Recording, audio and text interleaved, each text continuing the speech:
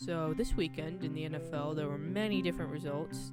Okay, there were like 3 that had major implications for playoff inclusion as well as seeding, especially in the AFC. We'll talk about the AFC first, and then we'll go over the NFC playoff outlook. So the first one I'm going to talk about is the Jets beating the Browns. Oh my goodness. You had it. The Browns had it. The Cleveland Browns were on the cusp of pretty much clinching playoff inclusion. Oh, and by the way, it would have been their first playoff appearance since 2002.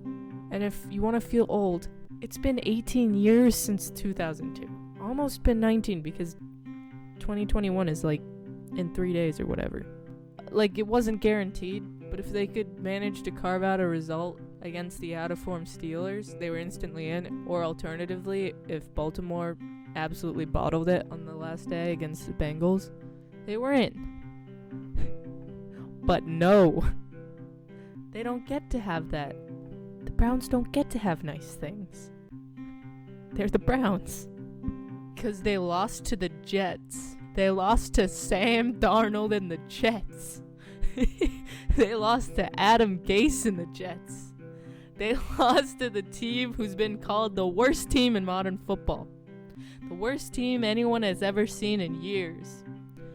But suddenly, they won 2 games. It was never supposed to happen.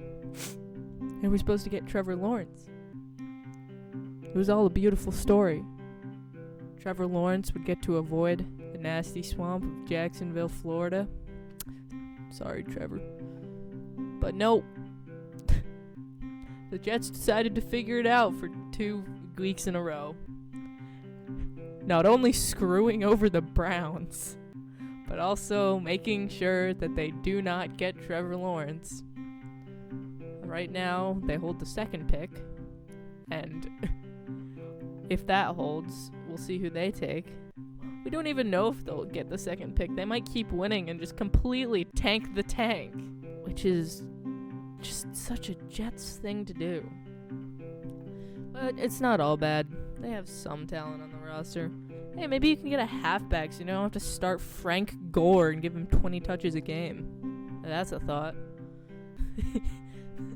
The man is practically a dinosaur. Anyway, the next game I want to talk about is the Ravens and the Giants. So, the Ravens absolutely blew out the Giants. The score was a little closer than it made it seem. I think in the end it ended 27-13. But towards the end, the defense of the Ravens just kind of stopped caring / trying. It was pretty much so they had 3 straight sacks on Daniel Jones because apparently the man can't feel pressure coming. They got the 3 straight sacks. Giants are about to punt. And then they get the stupidest, undisciplined, dumb thing to happen, which was one of their players just absolutely clattering into the Giants punter.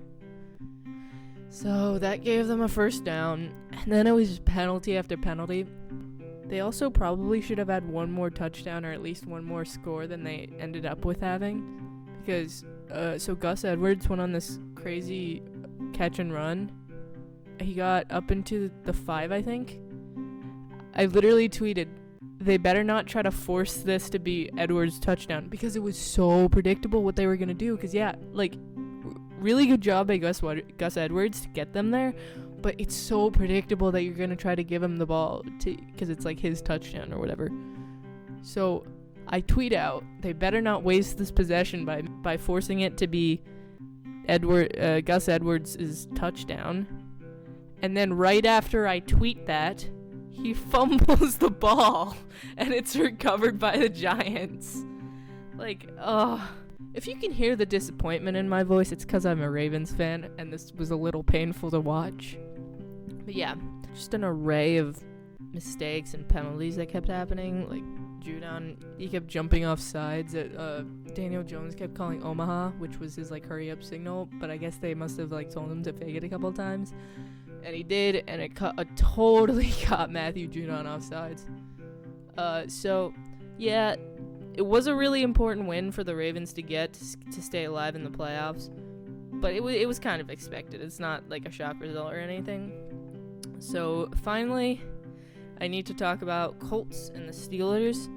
So basically, the Colts, the Ravens, and the Browns are all locked in this interdependent like web of who's going to make the playoffs. All their results basically depend on each other. So the Colts played the Steelers, and the best possible thing for the Ravens happened. Mathematically, of course. It's always fun to watch the Steelers lose. But they fortunately won for Baltimore's playoff chances. Baltimore, as long as they can win against the Bengals in Week 17, they are in.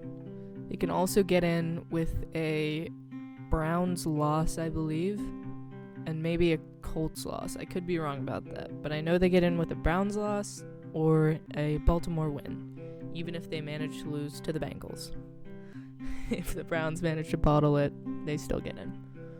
I think the deal is with the Colts, they're playing the Bills, so if they do lose, it would be helpful for seeding. I think it would push them up. It would push Baltimore up if the Colts lost to the Bills.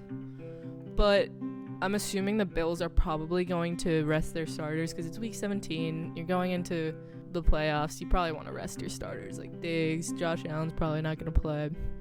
So we'll see on that front. But yeah, things are looking good for Baltimore. So let's take a look at the NFC playoff picture. So it's pretty much, it is guaranteed that Tampa Bay has made it.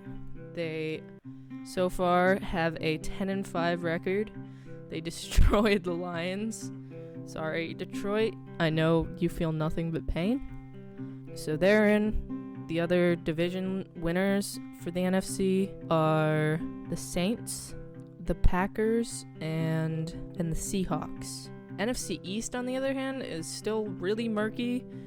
Pretty much a two-horse race at this point. The Giants could still get in, but Washington and Dallas are still they're 6-9, both of them, and it all comes down to the last day of the season.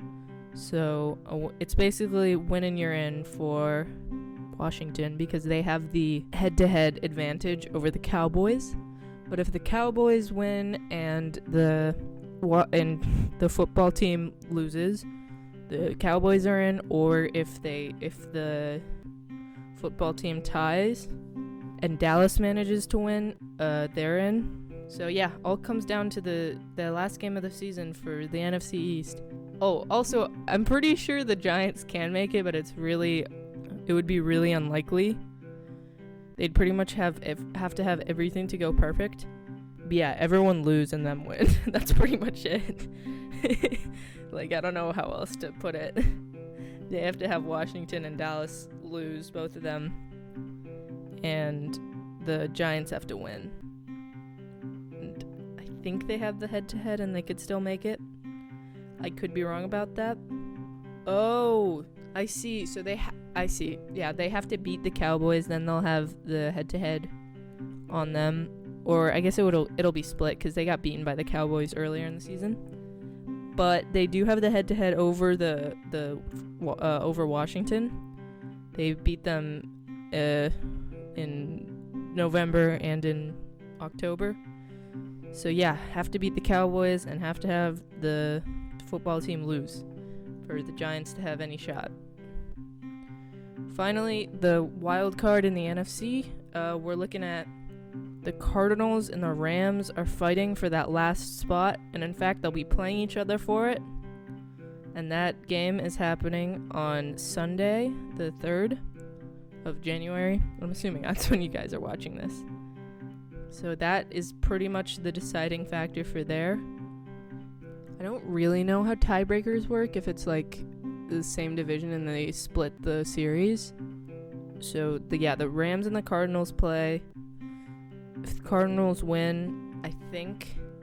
So I looked it up, and obviously the first tiebreak is the head-to-head record, but the second one is the best one-loss tied percentage in games played within the division.